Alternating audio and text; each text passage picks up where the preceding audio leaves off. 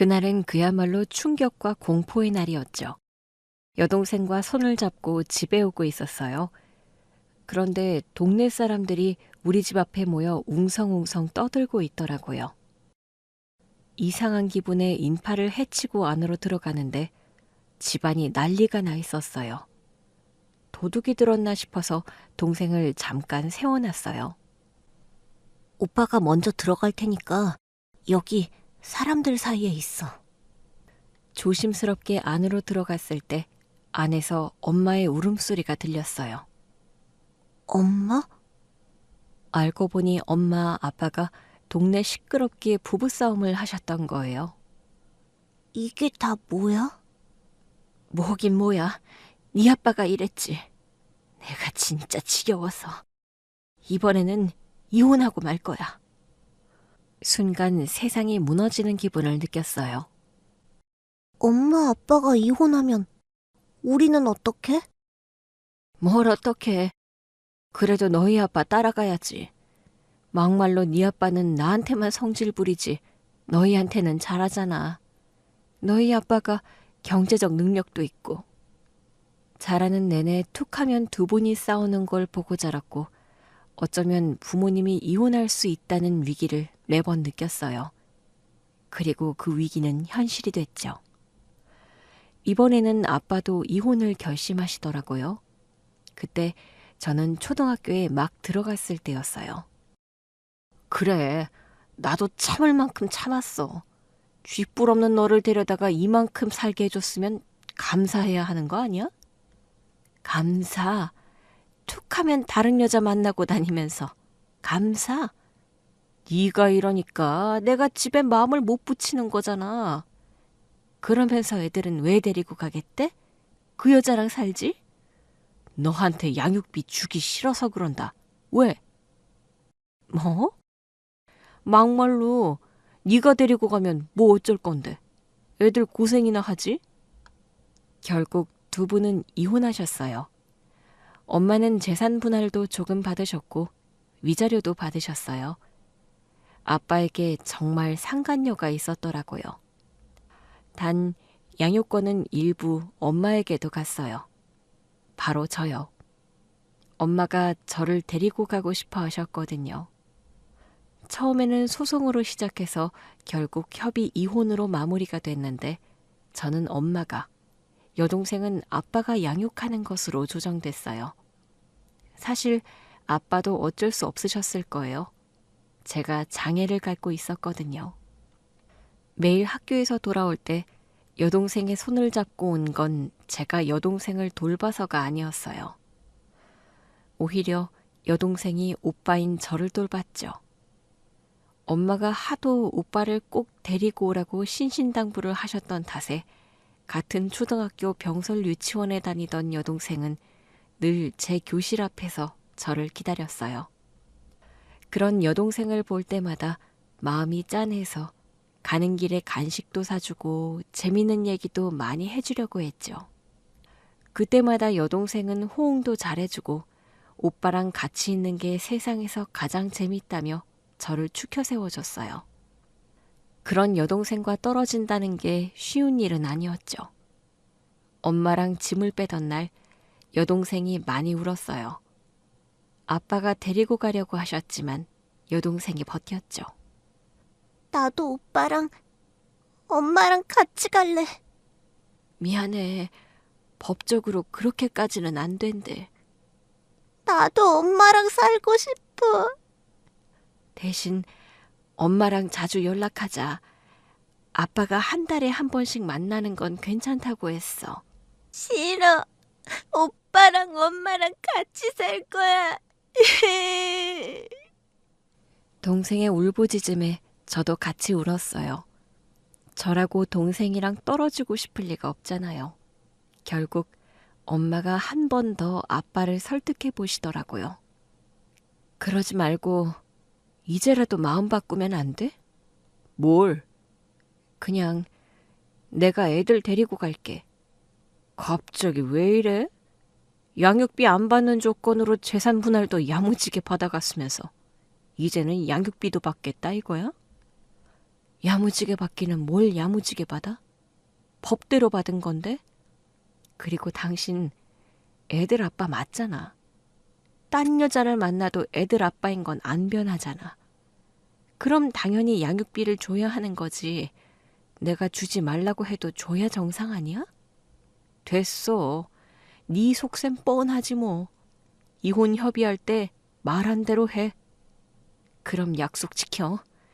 우리 딸 한 달에 한 번씩은 만나게 해준다고 한 거.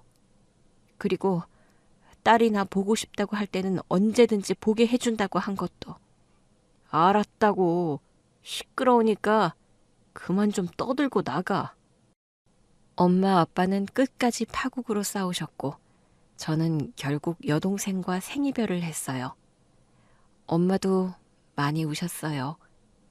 마음 같아선 더 어린 여동생을 데리고 가고 싶으셨던 것 같은데 제 다리 때문에 저를 돌보기로 하셨거든요. 엄마, 미안해. 네가 왜 미안해? 내 다리 때문에 나 데리고 가는 거잖아. 내가 널 떨어뜨리지만 않았어도 네 다리가 이렇게는 안 됐을 텐데. 아직도 그 소리야? 평생 한이야. 엄마가 돼서 어떻게 애를 업고 졸 수가 있는지. 많이 피곤했으니까 그랬겠지. 엄마 늘 독박 육아했다며.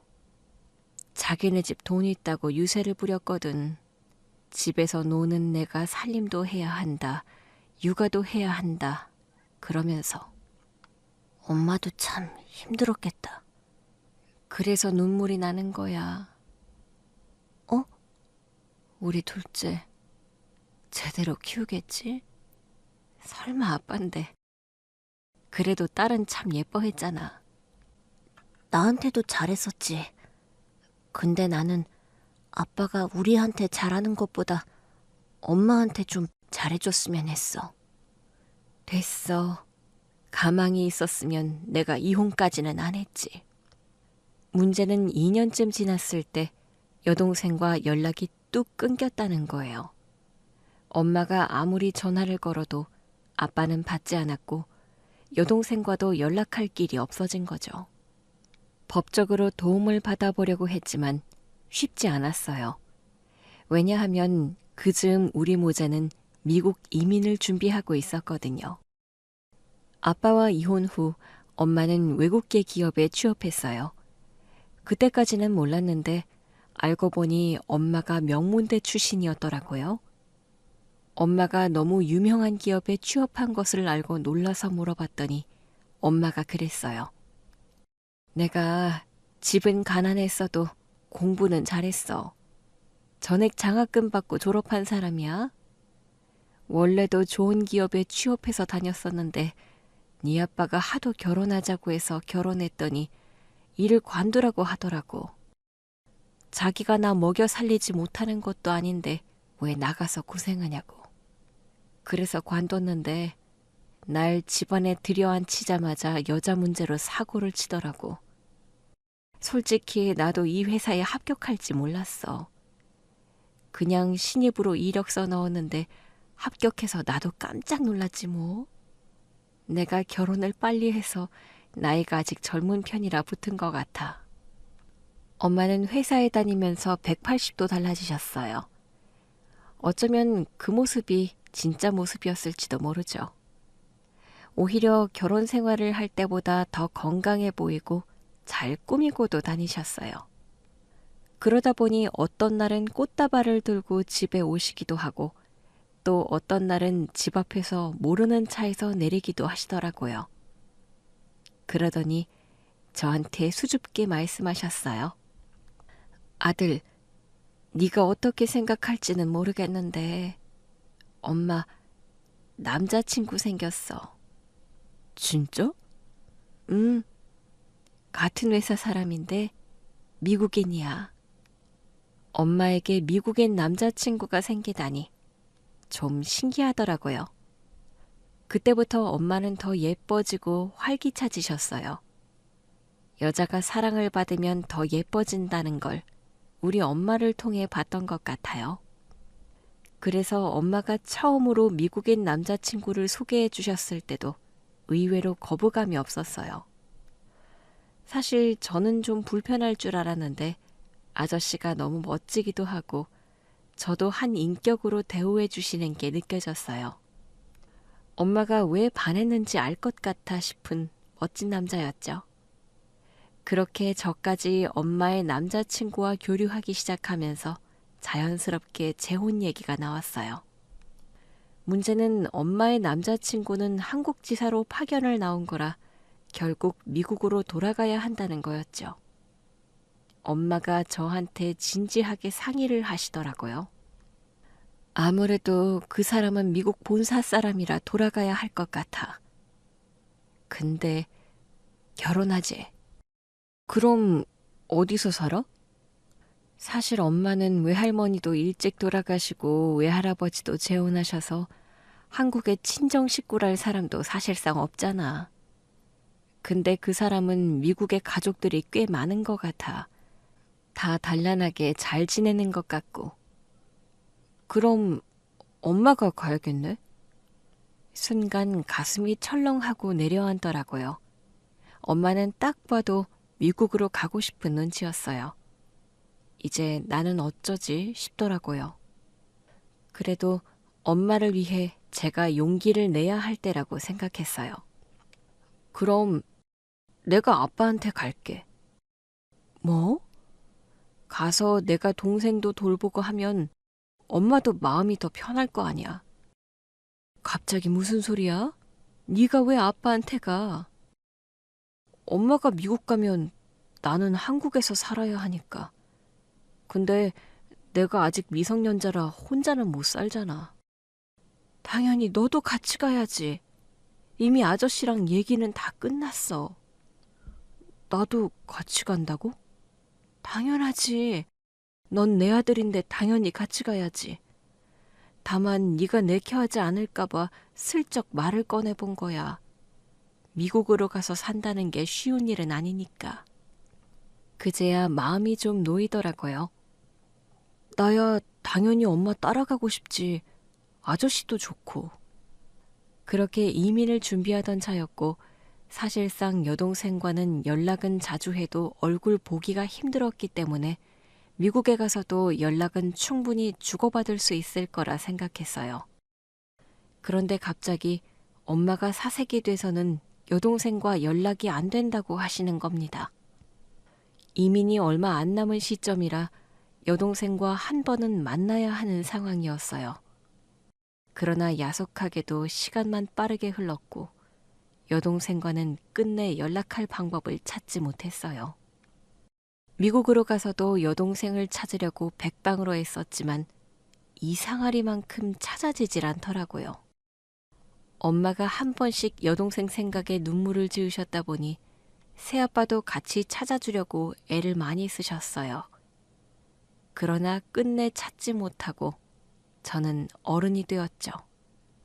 미국에서의 삶은 처음엔 녹록지 않았지만 견딜만 했어요. 처음에는 언어 문제로 고생을 좀 했는데 제가 공부를 꽤 잘했거든요. 아무래도 엄마 머리를 닮았던 것 같아요. 처음에는 제가 다리까지 저니까 무시하던 미국 애들도 제가 공부를 잘하니까 점점 무시하지 못하더라고요. 그리고 누구보다 제 학교 적응을 도와준 사람은 바로 새아빠였어요. 매일 아침 학교에도 데려다 주시고 혹시 학교에서 무슨 일이 없는지 꼼꼼하게 살펴봐 주셨어요. 엄마도 미국 생활에 적응하느라 정신이 없던 때라 엄마 대신 더 신경 써주셨던 것 같아요. 덕분에 저는 미국 생활에도 잘 적응해서 좋은 대학도 갔고 그 후로는 승승장구했어요. 대학 때부터 사업을 시작했는데 그 사업이 점점 자리를 잡더니 제대로 성장하기 시작했죠. 그렇게 20년이 흘렀고 저의 성공을 엄마도 새아빠도 정말 기뻐해 주셨어요. 그러다가도 엄마는 불쑥 눈물을 흘리셨죠. 우리 딸도 데리고 왔으면 참 좋았을 텐데. 엄마, 내가 찾아볼게. 지금껏 못 찾았는데 어떻게 찾아? 우리가 틈틈이 찾아보고 있으니까 너는 네 일에 집중해. 조만간 한국에서 미팅도 있고 해서 알아봐둔 게 좀 있어. 정말? 너 한국 갈 거야? 응. 사실은 그 즈음 여동생으로 보이는 여자를 찾았다는 연락을 받았어요. 미국에서 사업가로 성공한 이후 여러 방편으로 여동생을 찾고 있었거든요.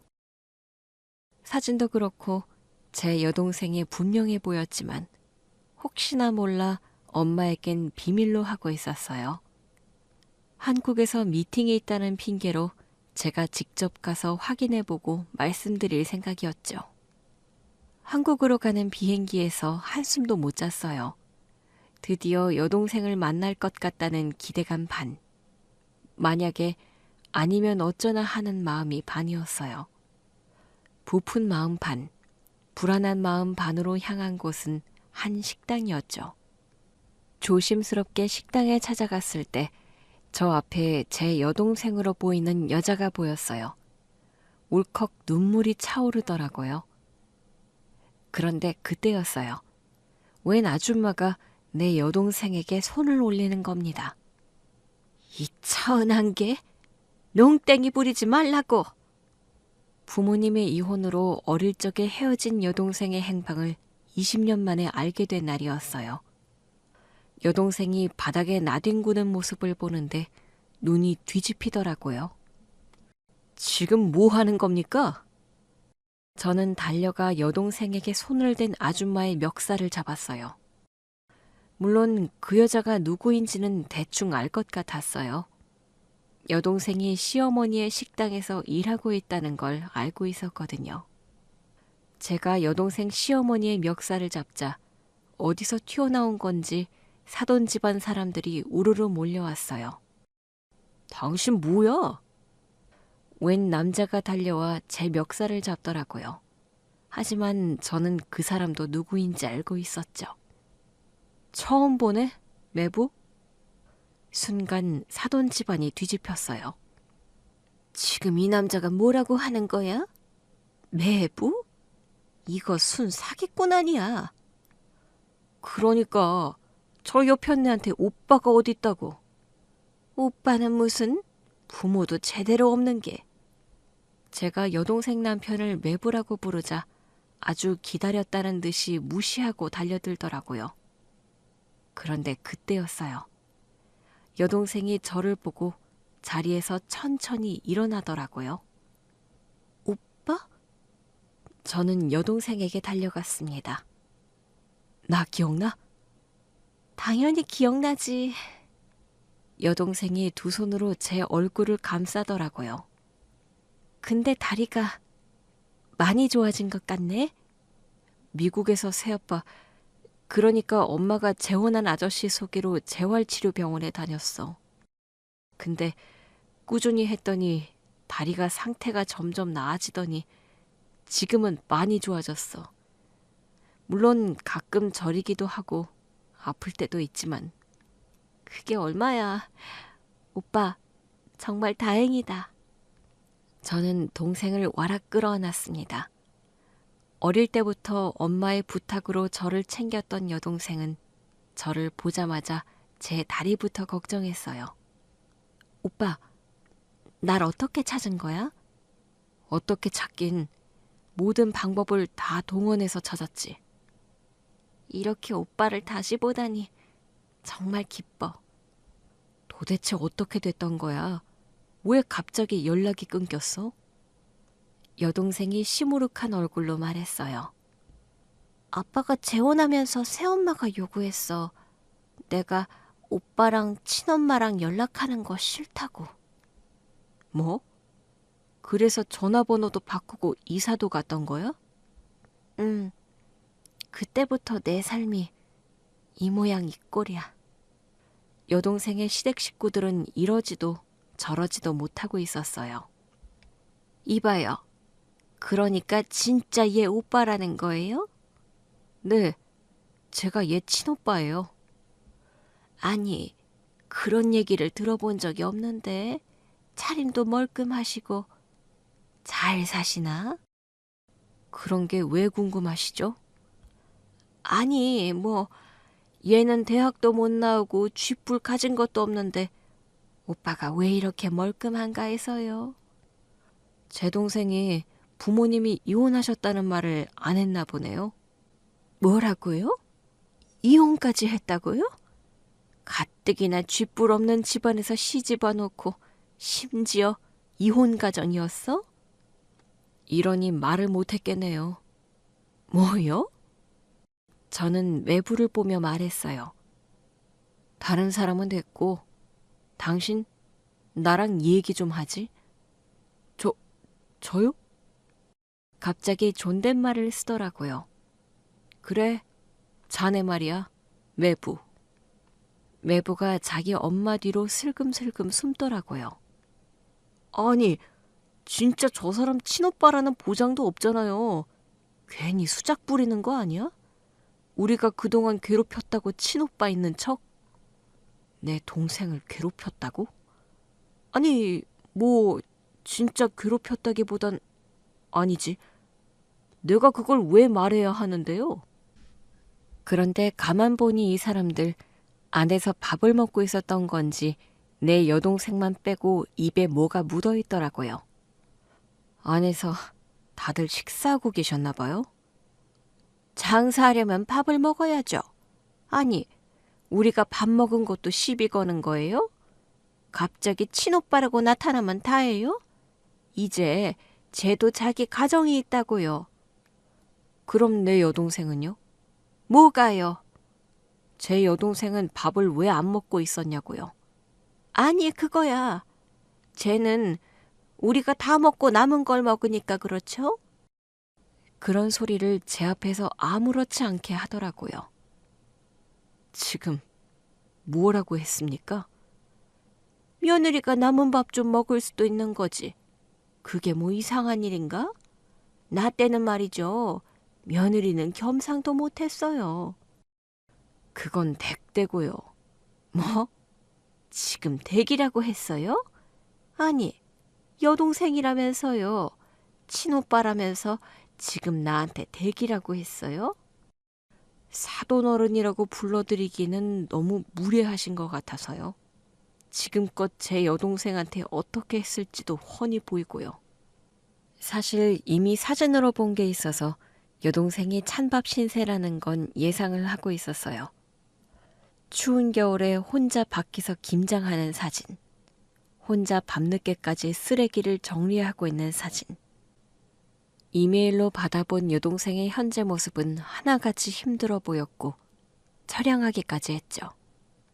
그래서 회사 일이 바쁜데도 한국행을 서둘렀었어요. 아무래도 안 되겠더라고요. 여기 뭐가 제일 맛있죠? 우리 집은 다 맛있죠? 아귀찜? 저거 먹어봐야겠다. 안 그래도 공항에서 막 와서 시장한데 잘 됐네요. 오빠, 배고파? 내가 바로 해줄게. 시장하다는 제 말에 여동생이 바로 부엌으로 가려고 하더라고요. 그래서 제가 여동생의 팔을 붙잡았어요. 난 너 보러 온 거야. 넌 나랑 같이 있어야지. 저는 매부를 보며 말했어요. 뭐해? 얼른 안 가져오고.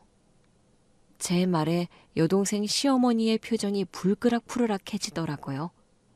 그래서 여동생의 시어머니를 보고도 말했죠.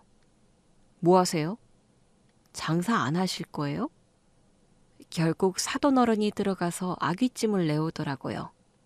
그런데 여동생이 자꾸 안절부절 못하며 자리에서 일어나려고 하는 겁니다. 오빠, 내가 들어가서 봐야 할 것 같아. 내가 해야 맛있는데 우리 오빠 맛있는 음식 대접하고 싶어서 그래. 내가 진짜 배가 고파서 이러는 것 같아? 어? 이제부터 너는 혼자도 아니고 쥐뿔 없는 집안의 딸도 아니야. 이런 말이 어떻게 들릴지는 모르겠지만 이제부터는 네 신분이 뭔지 제대로 알려줄게. 내 신분? 여동생은 의아한 표정을 지었지만 저는 이 집안 사람들에게 내 여동생이 누구의 동생인지를 제대로 보여주고 싶었어요. 매부와 사돈어른이 탐탁치 않은 얼굴로 아귀찜 한 상을 내오더라고요. 음식 설명 좀 해주시죠? 아니, 그걸 뭐 설명해야 알아요? 제가 좀 전에 미국에서 와서요. 미국 여행이라도 갔다 왔나 봐요? 아니요.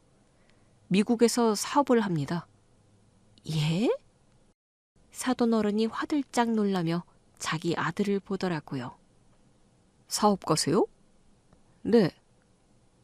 그러면서 제 회사 이름을 말하니 바로 알아듣더라고요. 말도 안 돼. 정말 그 회사 대표라고요? 검색하면 바로 나올 텐데 거짓말할 이유가 없죠. 매부가 그 자리에서 바로 검색을 해보더라고요. 검색하더니 놀란 눈으로 저를 봤어요. 아니, 이렇게 대단한 분이시라고요? 매부의 호들갑에 매장 다른 편에 있던 다른 식구들도 우리 쪽을 흘끗거렸어요. 여동생에게 저 사람들은 누구냐고 물어보니 시누이랑 시동생이라고 하더라고요. 이제 다들 내가 누구인지는 알았을 거고 본인들 소개 좀 해보시죠. 아, 우리 애들이요? 사돈어른부터 하시는 게 어때요? 예? 나는 얘 시어머니죠. 자식은 셋이고. 자네는? 매부를 보며 물으니 매부가 얼떨떨한 얼굴로 말했어요. 저는 3남매 중에 첫째고 이 사람 남편이죠. 하는 일이 뭔데? 설마 이 식당이야? 대표자는 어머니 같던데? 저희 집안에서 다 같이 운영하는 식당이에요. 매출은 어때? 예? 매출 관리는 어머니가 하셔서. 아, 그럼 자네는 월급 받고 일을 하는 건가? 수입이 넉넉하게 나면 받고 안 날 때는 못 받기도 하고요. 그럼 저기 있는 분들은? 제 동생들이요? 쟤들도 같이 일해요. 아, 그럼 수입이 꽤 나나 보네. 아니, 엄청 좋은 건 아니고요. 그런데도 이렇게 군 식구들이 식당 하나에 다 매달려 있단 말이야? 일은 내 여동생이 다 하는 것 같던데? 그게 이 사람이 별 볼 일은 없어도 손맛은 좀 있어서요. 그럼 내 동생 월급은? 예? 아니, 이 사람이야 제 마누라니까 따로 월급이 있진 않죠. 참 희한하네. 보니까 요리도 내 여동생이 하고 쓰레기도 내 여동생이 치우고. 그럼 나머지 사람들이 재료 손질이나 설거지라도 하는 건가? 아니, 그렇게 바쁜 식당이 아니니까 굳이 다들 나서서 할 필요가 없는 거죠. 그러니까 지금껏 내 여동생이 다 했다는 거네? 아무래도 손이 빠르고 그래도 이런 일은 잘하니까요. 그럼 자네는 뭘 하는데? 예? 집에서 살림이라도 해? 아무래도 바깥 일을 내 여동생이 하는 것 같은데? 그러자 저 구석에 있던 여동생의 시동생들이 웃더라고요. 우리 오빠는 할 줄 아는 거라곤 먹고 자는 것밖에 없지. 누나, 조용! 그러면서 낄낄거리는데 딱 봐도 철도 없고 그냥 엄마한테 얹혀 사는 애들 같더라고요. 더 이상의 대화는 의미가 없겠더라고요. 그래서 숟가락을 들었더니 여동생이 바로 젓가락을 들어서 아귀찜을 발라 제 밥숟가락 위에 얹어줬어요. 오빠, 얼른 먹어. 내가 양념한 거라 맛있을 거야. 재료 손질도 양념도 다 네가 한 거지? 응. 한번 먹어봐. 지금 막 공항에서 왔으면 진짜 시장하겠다. 한술 뜨는데 맛있더라고요. 이렇게 맛있는데 장사가 왜 그냥 그래? 동생이 주변 눈치를 살피더라고요. 그래서 제가 말했죠. 동생이랑 오붓하게 식사 좀 하게 자리 좀 비켜주시겠어요? 아니, 여기가 우리 식당인데 어딜 가라고요? 좀 멀리 떨어져라도 계시라고요. 다른 손님도 없는 것 같은데. 결국 사돈어른과 매부가 자기 식구들 있는 데로 가서 앉더라고요. 시댁 식구들이 멀어지자 여동생이 속삭였어요. 식당 위치도 좋지가 않고 불친절하다고 소문이 많이 나서. 그럴만해 보이네. 자고로 장사에는 인품이 드러나는 법이니까. 우리 오빠는 사업가라더니 말도 참 멋있게 한다. 공부는 어디까지 했어? 고등학교 졸업은 했어. 그 후로는 집 나와서 살아서 아빠랑은 연락 안 하고 살고. 왜? 새엄마랑 잘 안 맞아서. 구박했어? 아니 뭐. 아무래도 사는 게 어려우니까 새엄마도 예민했어. 사는 게 어렵다니? 아빠 집 원래 잘 살았잖아. 망했어. 아빠가 노름하다가 전 재산을 날렸거든. 아니, 무슨 그런 일이. 엄마랑 이혼하고 새엄마랑 재혼하더니 방황을 하더라고. 집에도 영 마음을 못 잡고. 그러다 결국 전 재산을 다 날려먹은 거지. 새엄마는 그 화를 나한테 풀었고 아빠한테 풀고 싶어도 아빠는 집에 들어오질 않았거든. 그럼 너랑 우리 연락이라도 끊지를 말던가. 그러니까 새엄마랑 같이 살면서부터는 많이 우울하고 불안했어. 그래서 이 모양 이 꼴이 됐나? 근데 아니겠지. 오빠도 새아빠랑 살았다는데 이렇게 멋있게 자랐잖아. 네 잘못 아니야. 나는 좋은 새아빠를 만났어. 덕분에 미국에서 공부도 잘하고 사업도 시작할 수 있었고.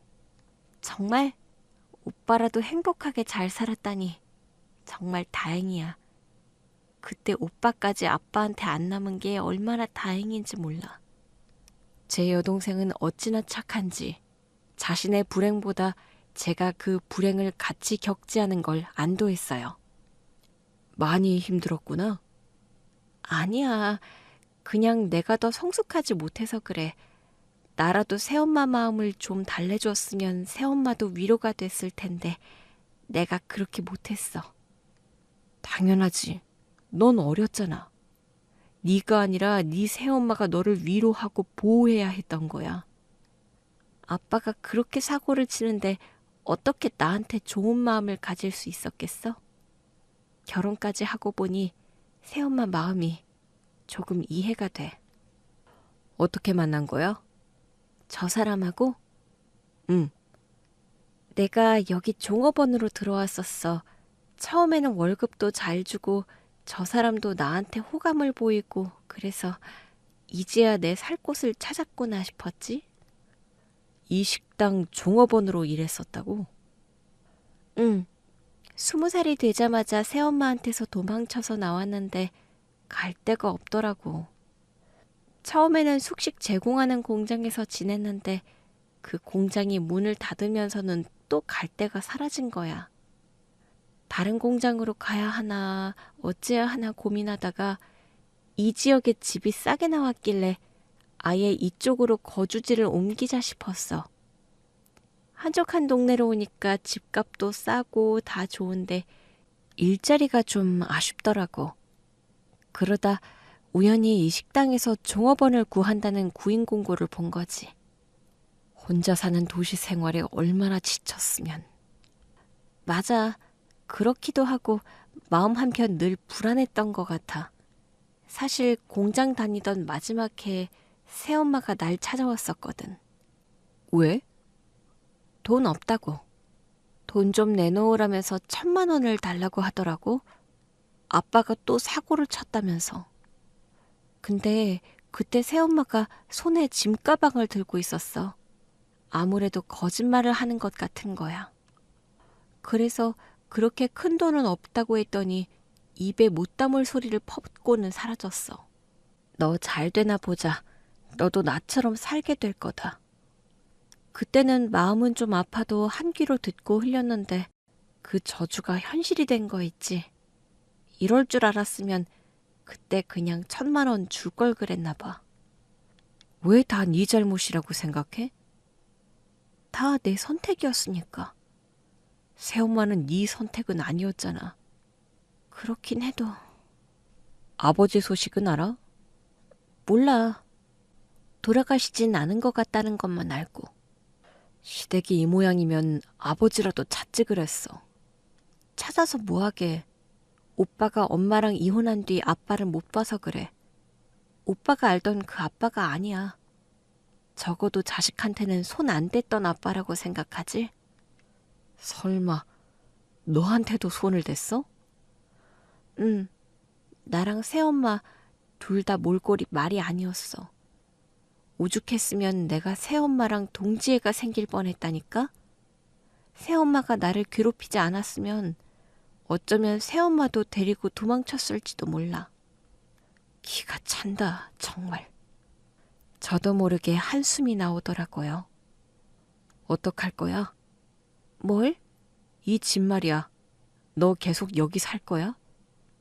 갑자기 무슨 소리야? 내가 보기엔 매부가 널 전혀 사랑하는 것 같지 않던데? 그게 사진으로 봐서 네 남편인 걸 안 거지. 오늘 여기 와서 봐서는 네 시동생들이랑 다를 바가 없어 보이더라. 동생이 그지의 착잡한 심정을 내비치더라고요. 나를 그냥 식모처럼 여기는 것 같아. 내가 아기 낳고 싶다고 그렇게 말했는데도 거들떠보지도 않아. 뭐? 그리고 나가서 딴짓하는 것 같아. 그게 무슨 소리야? 밤만 되면 어딜 나가. 한 번 따져 물었다가 시어머니한테 미운 털만 박혔어.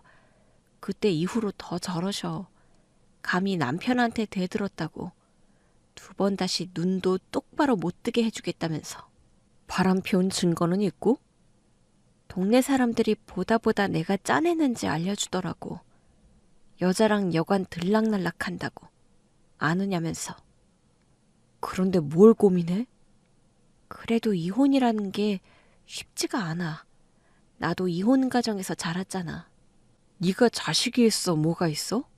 부부간에 신뢰도 없고 시댁 식구들이라고 해봤자 마찬가지로 널 식모 취급하는 것 같은데? 오빠가 그렇게 말하니까 너무 마음 아프다. 너 정신 차리라고 하는 소리야. 알아. 그래도 마음 아프다고. 나도 그렇게 생각하니까 더. 동생이 갑자기 소리를 버럭 지르더라고요. 그 소리에 동생 시댁 사람들도 다 우리를 쳐다봤죠. 일어나. 저는 동생을 데리고 자리에서 일어났어요. 동생이 울더라고요. 제가 동생을 데리고 나가려고 하자 외부가 달려왔어요. 형님, 지금 뭐 하시는 거예요? 내 동생, 내가 데리고 갈게. 저희 저녁 장사해야 하는데요? 뭐? 아니, 점심 때는 손님이 없어도 저녁 때는 좀 있어요. 그게 우리 하루 매출의 전부인데 이 사람을 데리고 가시면 누가 일을 해요? 그래도 저를 붙잡길래 내 동생에 대한 애정이 조금은 있는 건가 했는데 입에서 나오는 소리가 가관이더라고요. 장사는 니들이 해. 네? 놀고 먹는 니들이 하라고. 내 동생이 양념장도 만들고 재료 손질도 다 해뒀다며. 끓여서 내놓기만 하면 되는데 그것도 못해? 물론 그것도 오늘이면 끝나겠네. 내 동생은 2번 다시 이 식당에 올 일이 없을 테니까. 형님, 무슨 말씀이세요? 혹시 우리더러 이혼이라도 하라는 거예요? 갑자기 나타나서 이러시는 법이 어딨어요. 우리 이혼 못해요. 절대 못한다고요. 누가 들으면 가슴 절절하게 사랑이라도 하는 줄 알겠네. 우리 집에서 일할 줄 아는 사람은 이 사람뿐이라고요. 내 동생이 오기 전에는 장사를 안 했어? 그때는 아버지가 다 하셨죠? 과로로 돌아가시지만 않았어도. 하여튼 진짜 가관인 집안이구나. 뭐해? 따라 나와. 저는 앞장서 걸었고 동생이 울면서 제 뒤를 따라 나오더라고요. 그때 동생의 시어머니가 동생의 뒷덜미를 붙잡았어요. 야, 너 어디가? 놔주세요. 놓긴 뭘 놔. 저 사람 네 친오빠 맞아? 혹시 너 바람 피운 거 아니야? 네 애인을 친오빠로 둔갑시킨 거 아니냐고. 우리 오빠 맞아요. 웃기고 있네. 증명해봐. 증명해보라고. 제가 왜요? 사실 저는 동생이 시어머니한테 대꾸하지 못하고 우물쭈물할 줄 알았어요. 그런데 갑자기 얘가 바른 말을 하기 시작하는 겁니다. 어머니 아들은 지금껏 여자들이랑 놀아놔도 저한테 사과 한 번 한 적 없잖아요. 근데 제가 왜요? 우리 오빠가 아니라 애인이면 뭐 어쩔 건데요? 그런데 또 동생 시어머니의 손이 올라가더라고요. 저는 그 손목을 낚아챘어요.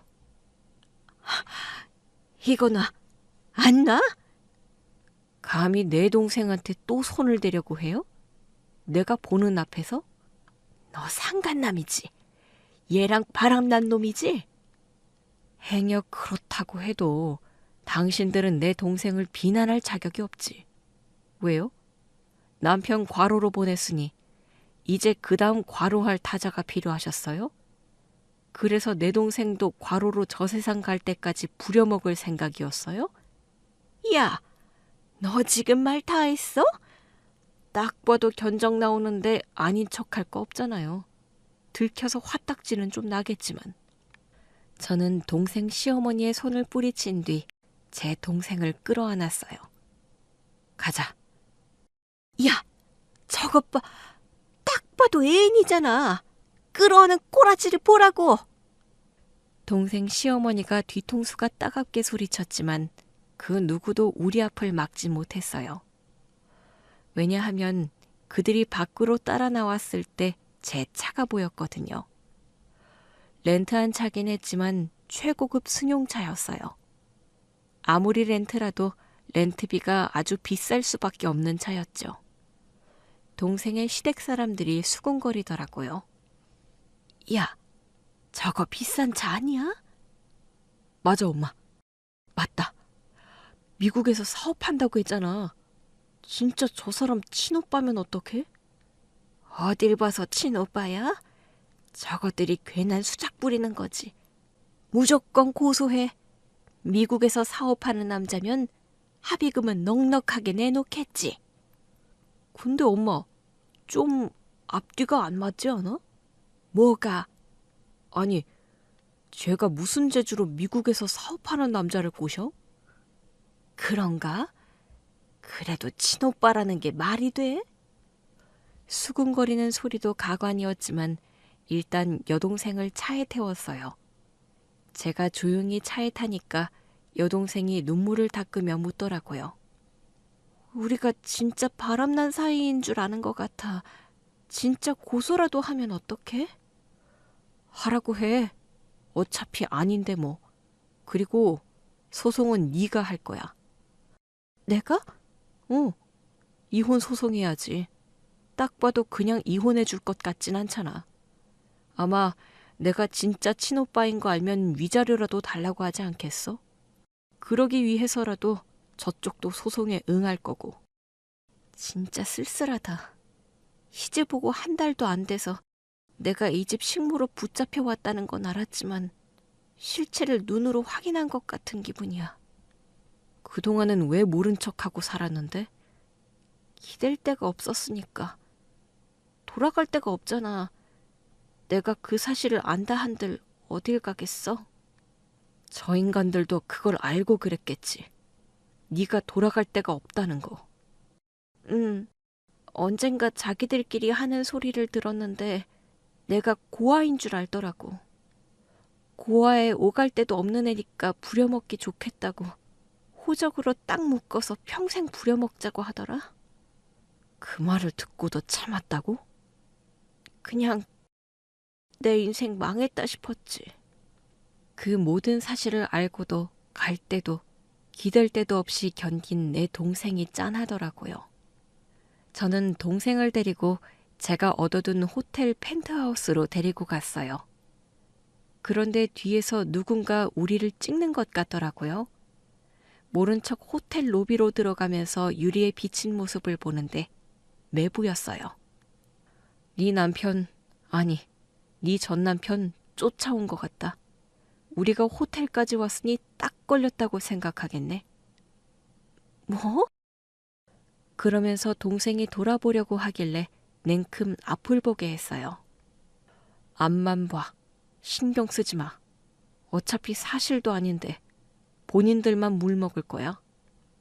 그날 밤 저는 동생이랑 호텔 펜트하우스에서 룸서비스로 밥도 시켜 먹으면서 회포를 풀었어요. 정말? 우리 엄마가 이혼하고 외국계 기업에 취직했다고? 응. 아빠가 하도 엄마를 무시해서 나도 엄마가 어떤 사람인지 몰랐는데 우리 엄마 능력자였어. 그렇네. 아빠는 엄마랑 이혼하고 술만 취하면 엄마가 별거 없는 여자였다는 둥 술주정을 했었어. 근데 아빠 때문에 일도 관두고 결혼한 거였다니. 그러니까 네 남편 네 시댁에 한 말도 신경 쓰지 마. 그건 진짜 네가 아니니까. 솔직히 나는 진짜 별거 없잖아. 대학을 나온 것도 아니고. 대학 안 나오면 별거 아닌 사람이야? 바로 결혼해서 제대로 된 경력도 없으니까. 왜 경력이 없어? 너 식당 일 했잖아. 그게 다 경력이지. 요리는 재밌었어. 그래서 그나마 버텼어. 그랬어? 응. 막상 해보니까 적성에는 맞더라고. 그러니 돈 한 푼 안 주는데도 버텼지. 그래도 손님들이 먹을 생각하면서 재료를 손질하고 간을 하고 그러면서 마음 치료가 많이 됐던 것 같아. 다행이네. 그래도 적성을 찾아서. 근데 나 이제 어떡해? 이혼하고 나면 그냥 능력 없는 이혼녀잖아. 넌 지금껏 뭘 들은 거야? 네 오빠가 있잖아. 오빠는 미국에 산다며. 너도 미국 가야지. 어? 엄마가 기다리고 계셔. 엄마가? 아직 말씀은 안 드렸어. 일단 내가 한국 와서 진짜 네가 맞는지 확인부터 해볼 생각이었거든. 엄마가 날 기다린다고? 말도 안 돼. 엄마는 재혼해서 잘 살고 있다며. 그러다가도 네 생각에 우셔. 정말이야? 당연히 정말이지. 엄마랑 내가 널 하루라도 잊고 살았을 것 같아? 그런 줄 알았으면 그렇게까지 좌절하며 살지 말걸. 나는 나를 아껴주는 사람들이 하나도 없다고 생각하고 살았어. 나랑 엄마가 있는데 왜? 아빠랑 새엄마 때문에 연락도 끊겼고 시간도 20년이나 지났잖아. 다들 먹고 살기도 바쁠 텐데 나까지 생각하며 살 거라고 생각을 못했지. 같이 살았던 아빠도 나를 안 찾는데 설마 오빠랑 엄마가 날 찾아올 거라곤 생각도 못했어. 아까도 오빠 보고 이게 꿈인가 싶었다니까? 동생이 안쓰러워서 저는 동생의 손을 잡았어요. 너 이제 혼자 아니야. 아니, 원래도 혼자 아니었어. 내가 더 빨리 찾지 못해서 미안해. 아니야. 난 오빠가 이렇게 와줘서 너무 좋아. 이제야 지옥에서 해방된 것 같아. 그래, 우리 같이 지옥에서 나가자. 저는 바로 동생의 이혼 소송을 준비했어요. 이왕이면 제대로 해줄 곳을 찾다가 김앤장으로 갔는데 제 명함을 봤더니 바로 변호사를 연결해 주더라고요. 소장을 접수하고 얼마 후 매부 쪽에서 협의를 원한다는 연락을 해왔어요. 김앤장에서 만나기로 하고 동생이랑 같이 나갔죠. 형님! 매부가 저를 보자마자 허리를 꾸벅 숙여 인사를 하더라고요. 그 자리에는 동생 시어머니도 함께였어요. 언제는 상간남이라더니 형님. 에이, 그날은 저희가 좀 무리했죠? 가만 생각해보니까 아내랑 꼭 닮으셨더라고요. 뭐 그렇다 치고. 근데 왜 그렇게 들떠 있어? 이혼당하는 게 아니라 로또 맞은 사람 같네? 아이고, 형님도 참 다시 뵈니 반가워서 그렇죠. 우리가 반가울 사이는 아닌 것 같은데? 자네는 몰라도 나는 자네가 전혀 안 반가워서 말이야. 오히려 치가 떨리지. 자네 어머니도 그렇고. 아이고, 우리 사돈 총각이 참 말씀을 세게 하시네. 하긴 그 정도 도끼도 없이 미국에서 어떻게 성공을 했겠어요? 말 돌릴 거 없이 본론으로 가시죠. 협의 조건이 뭐죠? 우리는 다른 거 없어요. 어쨌든 우리는 이혼을 원하지 않는 쪽이니까 위자료 정도는 받아야 하지 않겠어요? 더더구나 며느리가 나가면 우리 식당도 큰 손해를 입으니까 손해배상도 좀 받아야겠고요. 어이가 없었지만 좀 더 들어보기로 했어요. 형님으로선 세 발의 피 수준의 돈일 거예요. 형님한테는 있으나 마나한 돈이겠지만 우리 식구한테는 생명줄이 될 돈이죠. 그러면서 합의안을 내미는데 금액이 10억이더라고요. 10억이요? 제가 형님 회사 자산 상황도 다 보고했는데 이 정도는 뭐 껌값이겠던데요? 원래는 20억까지 잡았다가 변호사가 그건 무리일 것 같다고 해서 줄인 거예요. 변호사님이 이 돈도 무리라고는 안 했어? 내가 보기엔 터무니없는 금액인데? 상대 변호사를 보니 저랑 눈도 못 맞추더라고요. 자기도 민망한 눈치였어요. 형님, 그러지 말고 동생 인생을 생각해서 이 정도에서 합의해 주시죠. 이제 저 사람은 이혼하면 형님 덕에 훨훨 날아다닐 텐데 시궁창에 있는 제 인생도 생각해 주셔야죠. 내가 왜 자네 인생까지 생각해 줘야 하지? 잘 사는 사람이 적선 좀 한다 생각하면 되잖아요. 보니까 형님 회사에서 기부도 많이 하던데요. 그래도 여동생 가족들이었는데 10억 정도는 기부해 주실 수 있잖아요. 듣자 하니 터무니없는 소리를 하네. 기부라는 건 말이야. 사회적 가치가 있는 곳에 하는 거야. 내가 자네 집안에 기부해서 사회가 얻을 이득이 뭐지? 예? 아니, 그래도 우리가 여동생 가족이었는데 어디 나가서 나쁜 소리라도 하고 다니면 어쩌려고 그래요? 우리 입막음 한다 생각하고 주시면 되잖아요. 내 동생이 뭘 잘못하고 살았다고 나쁜 소리를 듣겠어? 그러자 매부도 더는 대꾸를 못하더라고요. 저는 우리 쪽 변호사에게 말했어요. 이제 우리 입장 전달하죠. 예, 우리 쪽은 위자료를 받겠다는 입장입니다. 순간 매부랑 사돈 어른이 화들짝 놀라더라고요. 아니, 이게 다 무슨 소리야? 아니, 가진 것도 많은 분이 우리한테 위자료를 청구하겠다고요? 청구할 이유는 넘치죠. 내 동생의 그 댁을 위해 했던 노동의 대가도 못 받았지.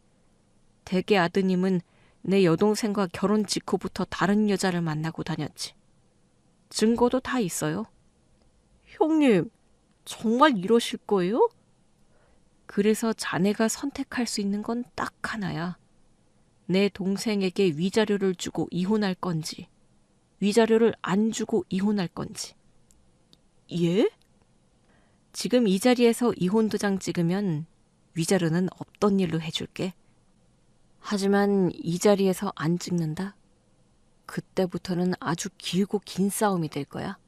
협의는 없을 테니까. 매부 얼굴이 하얗게 질리더라고요. 사돈 어른도 마찬가지였죠. 그래서 제가 물어봤어요. 사돈 어른 생각은 어떠세요? 우리가 보니까 그래도 그 식당이랑 땅이 사돈 댁 거더라고요. 그래서 제 동생이 위자료도 충분히 받을 수 있을 것 같은데 대출 받아서 주시면 되겠네요. 그거 이미 대출 낀 거예요. 우리 돈 없어요. 그래서 제가 아주 선량하게 선택지를 드렸잖아요. 위자료를 주고 이혼할 건지 위자료를 안 주고 이혼할 건지. 결국 매부는 그 자리에서 이혼 도장을 찍었어요. 동생이 웃음을 감추지 못하더라고요. 속이 다 시원한 표정을 짓기에 제 기분이 다 좋아졌어요. 그러나 동생의 전 남편과 그 어머니는 속이 뒤집힌 얼굴이더라고요. 이제 2번 다시 볼 일 없겠죠? 사돈총각, 그래도 너무하네요. 가진 사람이 그러면 안 되죠. 가진 사람답게 위자료는 안 받았습니다. 그 선에서 만족해 하시는 게 서로 좋지 않겠어요? 이혼 후에도 상간녀 소송을 할 수 있는 거 아시죠? 참나, 그게 우리한테 소송도 아닌데 우리가 눈 하나 깜짝할 것 같아요? 아니죠. 그 소송 들어가면 동네 시끄러워지지 않겠어요? 뒤에서 몰래 만나고 다니는 여자들 보니까 사진으로만 봐도 조용히 있을 사람들 같진 않던데요? 아들이 바람둥이인 거 소문나서 식당 문까지 닫고 싶은 거 아니면 2번 다시는 내 동생한테 연락조차 하면 안 될 겁니다. 물론 그 식당이 얼마나 갈까 싶긴 하지만 이제라도 남은 재산이라도 잘 처분해서 지키는 것도 방법이겠네요. 잠자코 듣고 있던 동생도 마지막으로 한마디 하더라고요. 만수무강하세요. 뭐? 너 갑자기 덕담하는 거냐? 아니, 그런 심보로 만수무강하는 것도 마냥 좋은 일은 아닐 것 같아서요. 그럼 이만. 동생이 제 손을 꼭 잡더라고요. 저도 그 손을 꼭 잡았어요. 그리고 그대로 미국까지 갔죠. 20년 만에 동생을 본 엄마는 폭풍 눈물을 흘리셨어요. 오 마이 갓, 내 딸, 널 이제야 다시 안는구나. 이렇게 작았었는데 이렇게 컸어? 엄마, 아주 미국 사람 다 됐네. 보고 싶었어. 엄마. 그간 동생이 고생한 얘기를 다 들으신 엄마는 하염없이 울고 또 우셨어요. 내가 어떻게든 너까지 데리고 왔어야 했어. 양육비 안 받는다고 하고 데리고 왔으면 보내줬으려나? 그때는 나 혼자 키울 생각이었다 보니 용기가 부족했어. 아니, 그랬어도 아빠는 나 포기 안 했을 거야. 이혼하고도 늘 엄마를 원망했거든. 엄마한테 자식이랑 떼어놓는 거로 심술 부린 게 분명해. 아우, 내가 그걸 진짜... 그러나 동생은 엄마를 꼭 안으며 그랬어요. 엄마, 나 이제 지난 일은 잊을 수 있을 것 같아. 이렇게 오빠랑 엄마를 다시 만났잖아. 다 잊을 수 있어. 엄마도 시간이 지나니까 네 친아빠랑 불행했던 기억도 옅어지더라. 다 잊힐 거야. 이제 새롭게 출발하면 정신없이 바빠질 테니까 한동안은 쉬고 너 하고 싶은 거 뭐든 하자. 엄마, 나 쉴 생각 없어. 더 나이 들기 전에 얼른 내 미래를 준비해야지. 오빠랑 오면서 비행기 안에서 내내 얘기했어. 나 요리 학교 가려고. 요리 학교? 응, 나 요리에 재능이 있는 것 같아. 열심히 해서 미슐랭 될래. 엄마는 감격하셨고 저도 동생의 길을 적극 지원하기로 했죠. 동생은 엄마랑 같이 살면서 요리 학교에 다니고 있어요. 얼굴이 어찌나 밝아졌는지 막 대학에 들어간 새내기처럼 맑아요.